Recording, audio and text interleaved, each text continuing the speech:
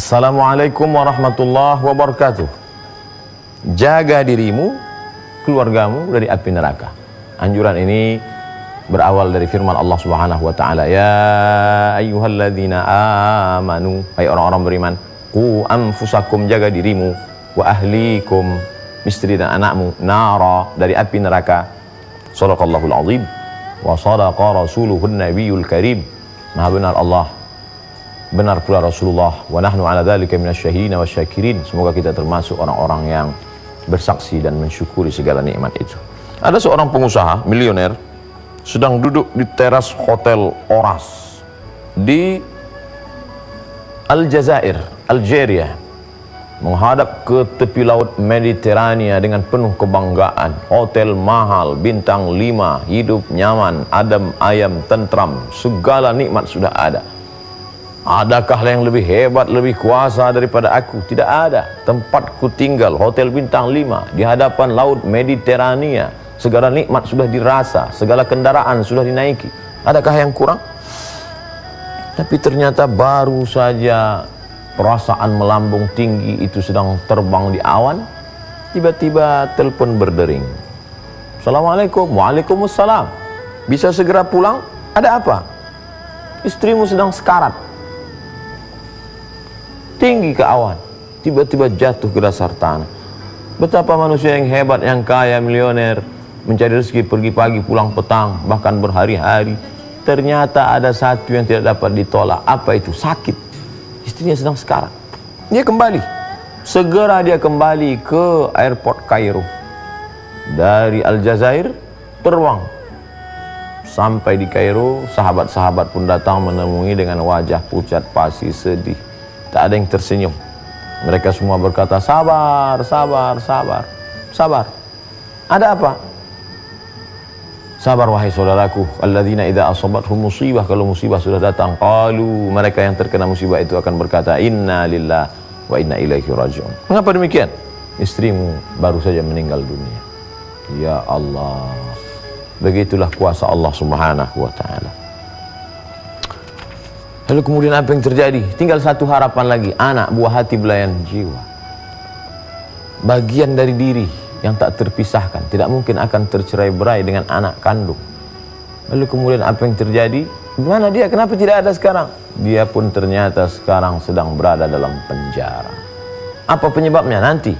Karena satu masalah belum selesai, sudah datang masalah yang baru. Tapi ternyata di balik itu semua ada yang lebih mengerikan lagi. Penyebab kematian ini apa? Kenapa bisa bersimbah darah? Karena dia dibunuh. Yang membunuhnya siapa? Yang membunuh adalah anak yang dulu pernah dikandung di dalam perut, di dalam diri, di dalam rahim 2 tahun lamanya. Dikandung 9 bulan 10 hari, disusukan 2 tahun. Wahnan ala wahnin, lemah di atas lemah. Tapi ternyata sekarang yang menghabisi nyawanya justru anak yang dilahirkan itu. Bayangkan, hancur berkeping. Istri meninggal dunia, anak dalam penjara. Penyebab kematian itu adalah anak kandung. Apa sebenarnya yang terjadi? Oh, suatu kedukaan yang luar biasa. Tertimpa kesedihan, datang lagi, bak kata pepatah, sudahlah jatuh tertimpa tangga. Apa sebetulnya yang terjadi? Hari berganti, musim berubah. Dia mulai mencari tahu. Ternyata anak ini terkena narkoba. Kalau sudah anak terkena narkoba, heroin, sabu-sabu, tidak ada lagi yang bisa lurus dalam isi kepalanya. Yang ada di kepalanya bagaimana bisa mendapatkan narkoba. Oleh sebab itu dia mendatangi sang ibu. Ibu, mana uang? Si ibu tidak lagi mau memberi, karena dia tahu anaknya sudah menjadi seorang pemakai. Lalu kemudian apa yang terjadi? Dia khilaf, dia ambil pisau, dia ancam, beri. Si ibu tetap bertahan tidak, akhirnya dia tusukkan.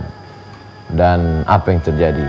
Si ibu meregang nyawa, berakhir meninggalkan kehidupan dalam keadaan mati. Siapapun akan mati, semua kita akan meninggalkan dunia.